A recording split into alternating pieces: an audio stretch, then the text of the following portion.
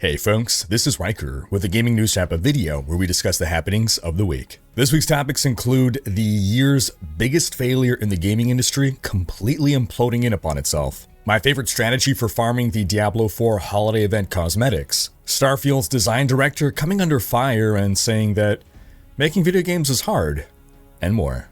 As always, discussion timestamps can be found in the description below. But right before you skip ahead, just a quick reminder to ring that sub notification bell to be alerted to new Saturday episodes and stay up to date with gaming news highlights. Now, everyone knows I prefer fantasy RPGs, and I recently found a high-quality strategic RPG that's chill and fun to play on the side while I'm playing Diablo 4. It's called Watcher of Realms, our sponsor for today's video. It's a next-gen fantasy RPG that can be played on PC, Android, and iOS. A new experience awaits. Watcher of Realms takes you to the mystical continent of Tia, a world with over 100 unique heroes, stunning visuals, strategic gameplay, and hack-and-slash action. Unlike similar RPGs, Watcher of Realms offers a battlefield in which you can fully rotate the camera around 360 degrees in real time. And it's got realistic 3D models and top-tier motion and facial capture technologies that really make your heroes come alive. You deploy heroes onto diverse maps to stop enemies that are coming in from the land, water, even the sky. And you gotta think fast and act quick to use the right hero skills at the right time and with the right aim if you want to use your heroes to their max effectiveness. Each level presents you with different challenges to overcome. And the game's really fast-paced. Every level takes 2 to 3 minutes to complete, so it's the perfect game to just pick up and game on the go. Another thing Watcher of Realms does is add a lot of quality of life convenience features to save you time, like one-click upgrades, and unlike other similar games, you don't have to spend resources just to equip your heroes. With this user-friendly system, you're going to obtain many powerful heroes easily in the early stages of the game. And with Christmas around the corner, there are special events, new game modes, new heroes, and exclusive skins. So don't miss out on the festive fun and all the rewards you can get. Just by logging in daily, you can earn free skins, you can collect hero shards to get a powerful new legendary hero for free. Also for the Christmas event, Watcher of Realms is holding a large-scale competition with many well-known influencers forming 2 teams to compete for rewards. And all you gotta do is choose to support one team or the other and win rewards as well.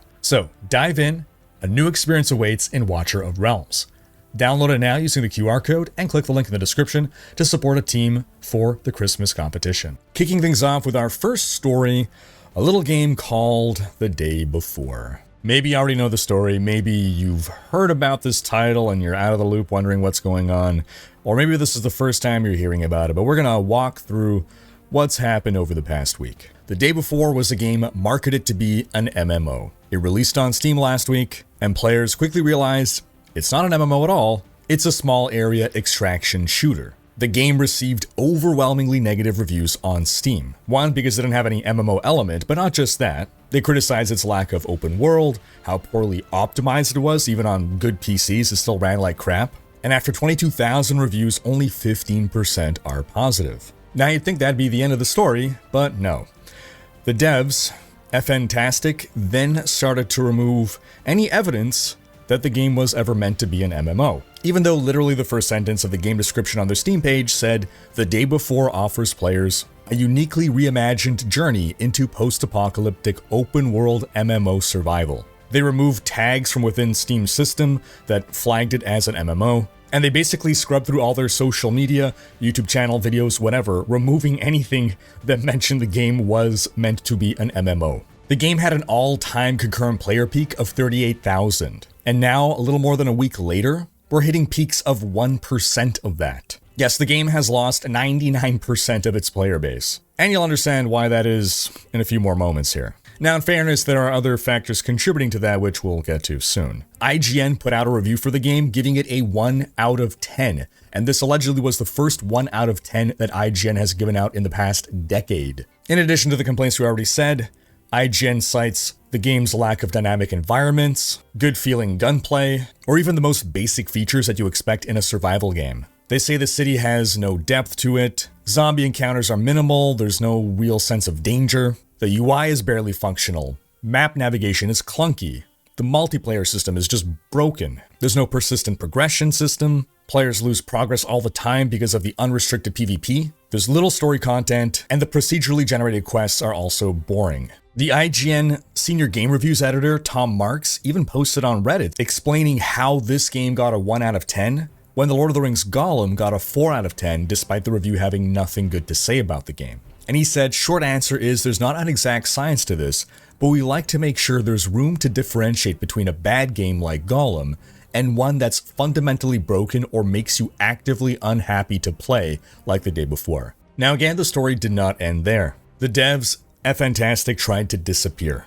They shut down the game's Discord, the CEO deactivated his Twitter account, and that's not all. Then developer aFantastic, on their previously released games, because this isn't their first game, they went and changed the name of the company that developed those games to 8 Points. At least they did this on one of their past games, The Wild 8. Then there was an allegedly leaked Telegram message from aFantastic's CEO, Eduard Gotovstev, saying that 200,000 copies of the game sold and 92,000 were refunded, and that they're stuck paying $1 million in server costs for the entire year. And then the climax of this adventure is aFantastic announcing that their studio is shutting down. They posted to Twitter saying the day before has failed financially and we lack the funds to continue. All income received is being used to pay off debts to our partners. aFantastic was founded in 2015, and in 2017 they launched their first game, The Wild 8. I didn't realize this was them, actually. It was a pretty good game. It wasn't amazing, but it was good. They released some other titles, and allegedly the day before was 5 years in development before its release, and just days after release, the studio shut down. They have beat Daedalic Entertainment, developers of Gollum, for the speedrun of fastest time to release a game and then shutting down. Gollum released on May 25th, and Daedalic shut down on June 23rd of this year. At that point, Valve removed anyone's ability to purchase the day before on Steam. And while a lot of people were accusing aFantastic of being a scam that was just collecting the money and now running, shutting down the studio, taking the money and running, that's just not the way Steam works. Steam holds on to the funds until the end of, I think, the next month. So if all the refunds are happening and Daedalic is shut down, they have not received any money from Steam yet, and they're not going to. Steam is offering refunds on the game even if you've played more than 2 hours, so if you purchase the game, go get your refund. A lot of people are accusing aFantastic of being scammers, of the entire game being a scam. Maybe that's true, I don't know. If it is a scam, then it's a scam that didn't work because they don't seem to have profited from anything. Maybe it's a failed scam, I guess that's possible. At the very least, they were knowingly putting out deceptive marketing. They continued to market it and make promises of this being an MMO when they were delivering a very different kind of product and never publicly acknowledged this. And additionally, aFantastic has been accused of shady practices. Force Gaming has been following this story for a long time. He put out, by the way, Force Gaming, awesome guy. Do subscribe to him, watch his videos. He put out a video about a year ago with a deep dive on the company. Do check that out if you want to know more about this story. It does appear the story has pretty much come to an end at this point, but it is the most spectacular train wreck and disaster.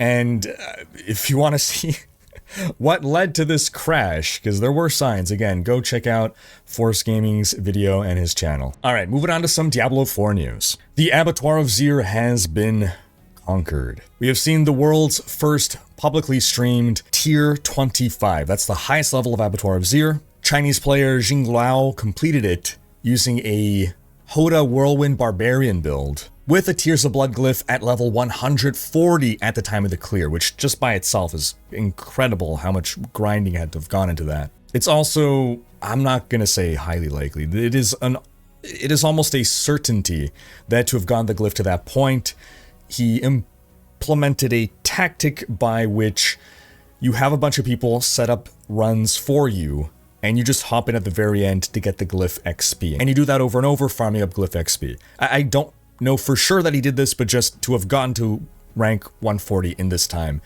it would necessitate it. I don't think there's even enough hours that have elapsed since the release of Zir to get the glyph there by yourself. Now, what exactly does a glyph 140 do for you? Well, his attack power was coming close to 400,000. Now, some people might say, well, he's not actually the world first. I know of some other people that were beating 25 well, were they beating 25 by using certain exploits that we're not going to talk about? This run was fully legitimate. I do, however, stand by the belief that the Abattoir of Zir still remained content that was unbeatable. Because it was unbeatable unless you use the Tears of Blood glyph. No one without the glyph has done the tier 25, and I don't believe it's possible for anyone to do the tier 25 without that Tears of Blood glyph and the multiples of power that you get from it. Now, speaking of the Abattoir, the devs also pushed out a hotfix this week in which they have now reduced the cost of crafting a sigil to get into the Abattoir, but you also get less sigil dust as a reward. So basically what this means is failed runs aren't penalized as heavily. In other Diablo 4 news, the Midwinter Blight holiday event started this week. And I've seen some criticism about the event being either boring or just not enough, not content, disappointing, farming up the materials, just being tedious. And I do think that, yes, if you go into this with the mentality of this being like new content to really sink your teeth into, I can understand it being disappointing. Myself personally, I think the event is okay. I like that it exists. Could it have been something more and more spectacular and more bombastic? Absolutely. But it's better than any event we got in Diablo 3. Not a high bar, I know, but if you look at it as, hey, this is just a little thing to do to get some cosmetics, it's fine. It does the job. It's a nice little change of pace, from grinding out Abattoir of Zir, from grinding out, your nightmare dungeons and everything. And for those saying that it's dull to just farm up the content because you're on an endgame build now and everything is just so easy to do out in the open world, well, just don't farm it. Just keep playing the game normally. Once you've reached tier 3 within the event, all of a sudden Nightmare Dungeons and even Abattoir of Zir are dropping the materials that you need to purchase the cosmetics, so you can just ignore the event, keep playing normally. You're going to get those materials at a slower rate than if you were efficiently farming, but you're not forced to just do those runs that you say are boring. Now, don't get me wrong, if this was a seasonal theme, right, if this was the Season 3 season theme, yeah, I would be very disappointed. As it stands, it's just a bonus event in a season that's already loaded with content. And if you do want to just outright farm the currency, it's a lot of hours. I've seen reports of it taking 7 hours. I think it's substantially more than that for the average player, at least double that. But again, you don't have to just farm it. Myself, I have, just because it's a nice little change of pace, and I've found some farming routes that I enjoy and seem efficient that I'm happy to share with you folks. So this right here is a map of Kyovashad. All the green circles are places where events can spawn. Specifically, holiday events. If there's an X on the map, a holiday event cannot spawn there. So my strategy was to run from event to event. The teal circles are waypoints, with the top left one being Menestad. So my first route is the Menestad circle. I waypoint into Menestad, I go north, then I go clockwise through the events. I go check, has an event spawned? If yes, is it the Waves of Darkness event? Is it the Caravan event? Blighted Revelry, I think it's called. If yes, then I stay and do that event. Those events bring a large number of monsters to you, allowing you to farm up a ton of currency, with the Red Cloaked Horror himself spawning at the Caravan event, which gives you a huge chunk of currency. Now for the Caravan event, you don't want to destroy those husks until the last possible moments. Why? As soon as you destroy all the husks, the event ends and the Red Cloak Horror spawns. Therefore, you're not getting all those monsters coming at you. Now you might argue, well, who cares? I want the event to be over. I just want to get the Red Cloak Horror's loot and then move on to the next event.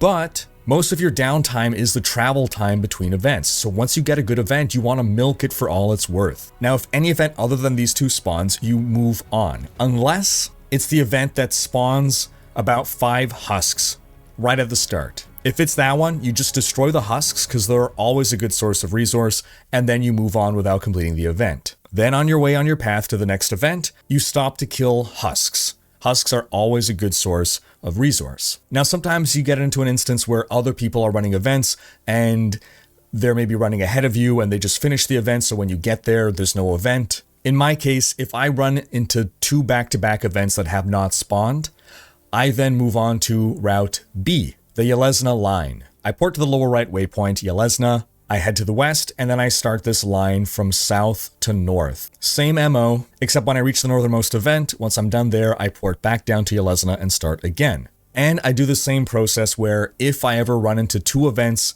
back-to-back that have not spawned, then I move back to the original Menestad run. Now that's my run, but I encourage you folks to sound off in the comments with your own. A couple other notes I'll make though, is that you can farm everything on one single character. You don't have to make another character to farm another character's cosmetics, but you cannot redeem another character's cosmetics on a certain class. So a sorcerer cannot redeem a barbarian cosmetic. You could just hold on to it until season ends, and if you have a non-seasonal barbarian, at that point you can use it, but you still need any character, even a level 1 character of that class, to redeem the cosmetic. So you can just quickly create a character, go to town, redeem cosmetic, delete character.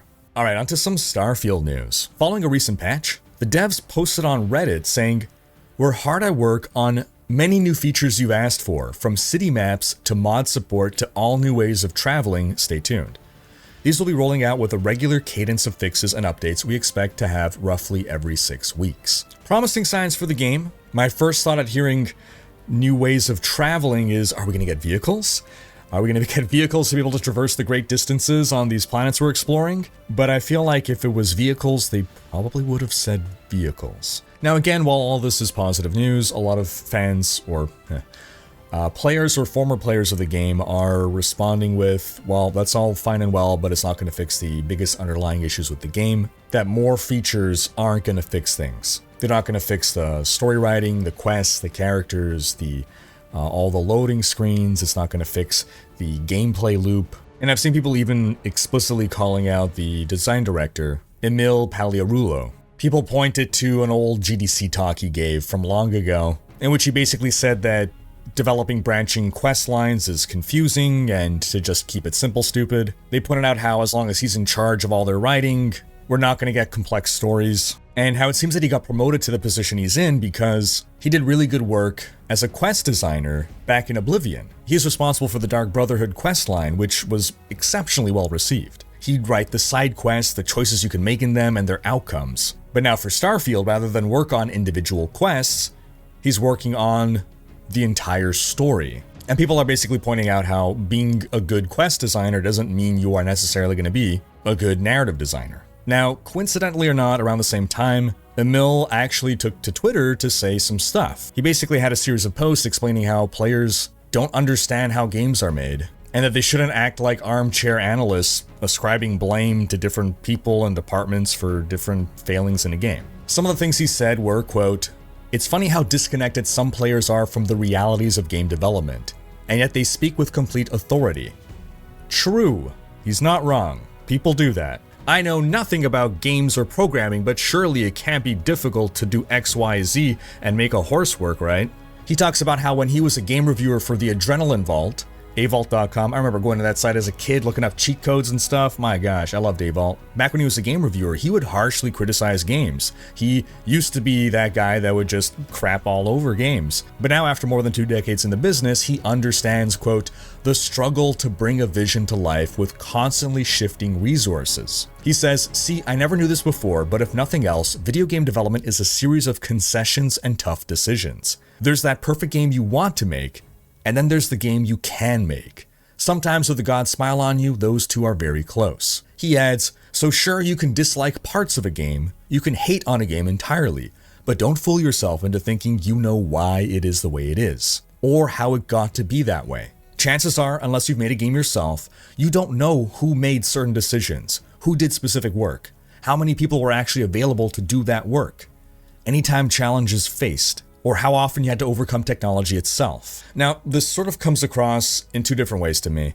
One, you can read this as making games is hard and you guys don't understand how hard it is to make games. And honestly, that's true. The average person has no concept of how difficult it is to make a AAA game come together, or any game for that matter. The thing is, though, we're in 2023, a year in which there have been numerous contenders for Game of the Year because we've been blessed with some immensely wonderful titles, and it's hard for them to make games too. And the second way that I could interpret what he's saying is almost a deflection to corporate, where without outright pointing fingers at people, You could almost read this as like, well, this is what I wanted to do, but I wasn't given the budget for it. But I was overruled here. I was not given the resources. I was not allowed the time. I had to work within confines that I didn't want to work within. You can almost read it as, don't blame me, it's not my fault. And again, people should not point fingers at any one individual. We don't know what's going on. Until we get some kind of investigative piece from Jason Schreier, we don't know what happened, what went wrong.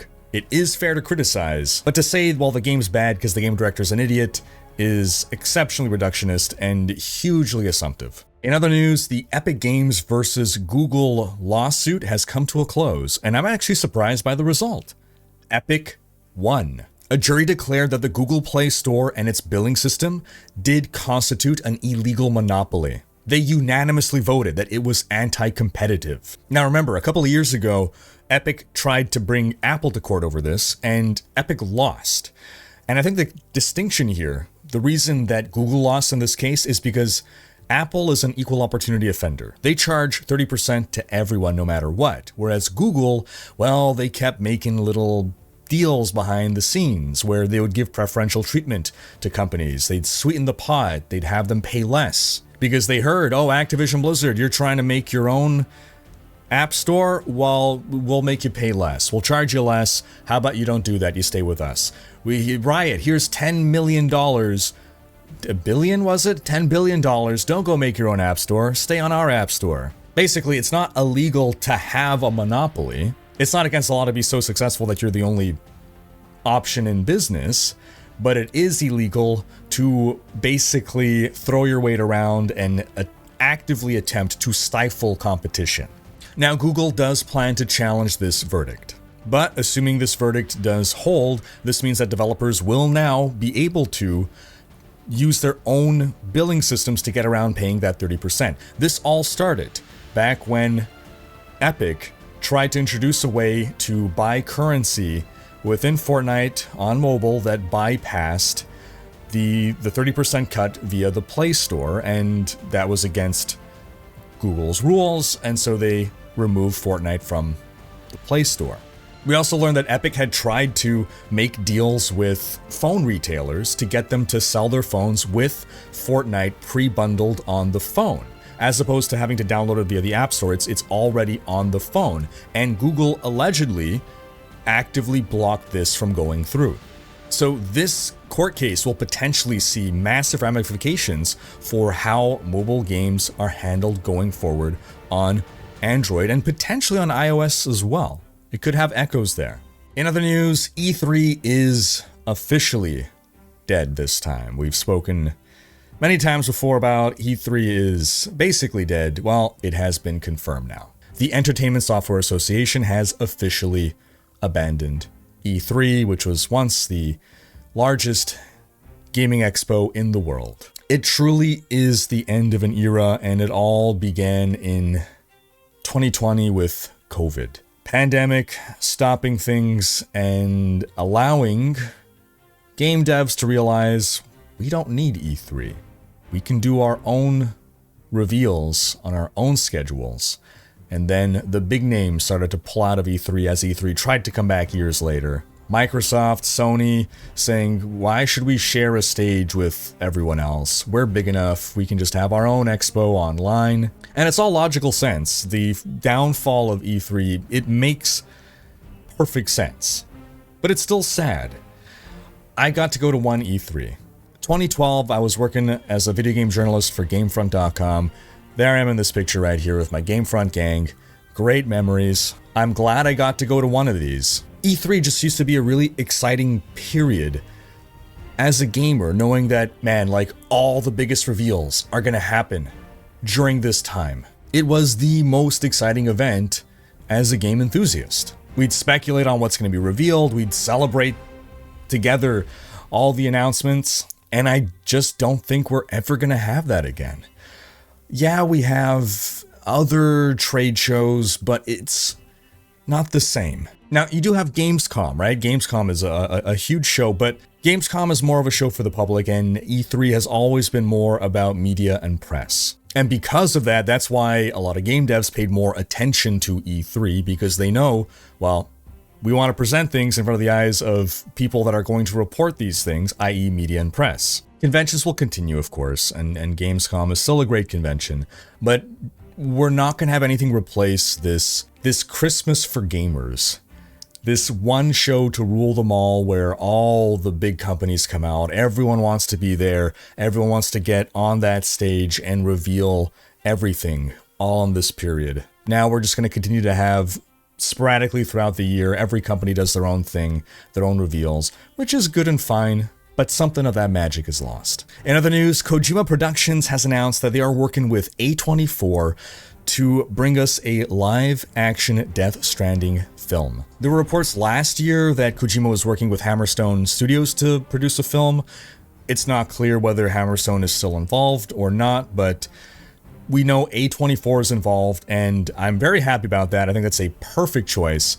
I love A24's horror films. The Witch, Hereditary, Midsommar, It Comes at Night. It's lots of non-mainstream, really psychological horror. Really disturbing films, not the typical, like, jump scare crowd pleasers that release around Halloween. So I'm personally very much looking forward to this. Then in other news, Naughty Dog has announced the cancellation of The Last of Us Online. Ever since The Last of Us Part 2, the multiplayer team at Naughty Dog has been working on this project, and they explained that as they were working on it, the scope and the ambition of the project grew, eventually realizing that the scope had become so big that if they wanted to release it and continue to support it, they would basically have to dedicate all of their studio resources to post-launch content for years. And they had to make a decision, what do they want to do? What do they want to become as a studio? And they decided, no, we don't want to become a live service studio. We just want to continue to focus on single-player narrative games. And in our last story, I just want to bring your attention to a title that was revealed during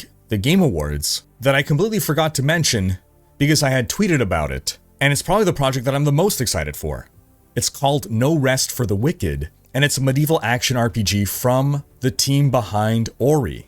It's set in a kingdom that has just lost its king, his dumbass son has taken over, and there's a pestilence sweeping the land. In the chaos, a powerful religious leader has sought to expand her influence in the region, and fringe groups are fighting for control wherever they can. In this game, you play as a holy warrior imbued with magic and destined to fight the pestilence. It's a game that's supposed to emphasize action and precision, which is something that you don't typically use to describe an action RPG. That almost makes me think more of like Souls-like elements will be in this, where correct timing of dodges and attacks will be more important than in a typical aRPG. There'll be up to 4-player online co-op, and the game is due to hit early access on Steam in the first quarter of 2024, so it's coming up soon, and it'll eventually come to PS5 and Xbox. More details will be revealed during a showcase called Wicked Inside on March 1st. This is definitely a title to keep an eye on. Moon Studios did fantastic work with Ori, and I look forward to seeing what they're going to do in the ARPG genre. And that's going to wrap up this week's video. But do be sure to have checked out last week's video in which we discussed how the Game Awards really were not respecting their winners. Thanks for watching. Special thanks to my Twitch, Patreon, and YouTube supporters for making these videos possible. If you enjoyed this video, please share it. Check out these other videos, and subscribe to join Riker's Raiders for more gaming content.